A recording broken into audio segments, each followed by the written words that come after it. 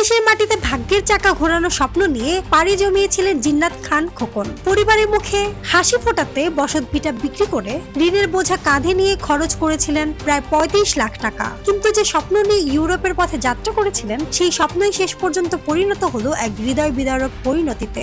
ইতালির কাতানিয়া শহরের একটি ভাড়া বাসা থেকে উদ্ধার করা হয় তার ঝুলন্ত মরদেহ। মাত্র ৩৫ বছর বয়সে থেমে গেল এক প্রবাসী জীবনের সংগ্রাম। পরিবারের সূত্রে জানা যায়, গত বছরের সেপ্টেম্বরের দালাল চক্রের মাধ্যমে প্রথমে বুলগেরিয়া যান খোকন, পরে অনিয়মিত পথে ইতালিতে প্রবেশ করেন। কিন্তু ইতালিতে পৌঁছানোর পরও দীর্ঘ সময় কোনো স্থায়ী কাজ কিংবা বৈধ কাগজপত্রের সুযোগ পাননি। একদিকে দেশের ঋণের চাপ, অন্যদিকে বিদেশি বেকারত্ব।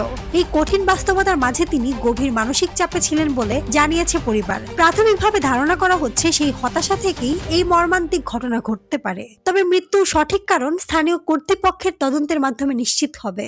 নিহতের স্ত্রী সুমি বেগম বলেন, পরিবারের সুখের আশায় বিদেশে গিয়েছিলেন তার স্বামী, কিন্তু এখন সেই পরিবারই চরম আর্থিক সংকটে পড়েছে। এমনকি প্রিয় মানুষটির মরদেহ দেশে আনার সামর্থ্য তাদের নেই।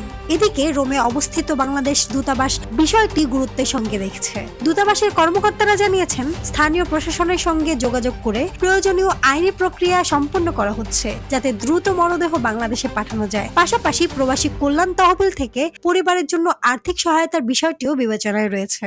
একটি স্বপ্ন, একটি পরিবারের আশা, আর একজন প্রবাসীর দীর্ঘ সংগ্রামে শেষ হলো বিদেশের মাটিতে। এই ঘটনা আবারও মনে করিয়ে দেয়, বিদেশের সফলতার গল্পের আড়ালেও লুকিয়ে থাকে অসংখ্য অজানা কষ্ট ও সংগ্রামের গল্প।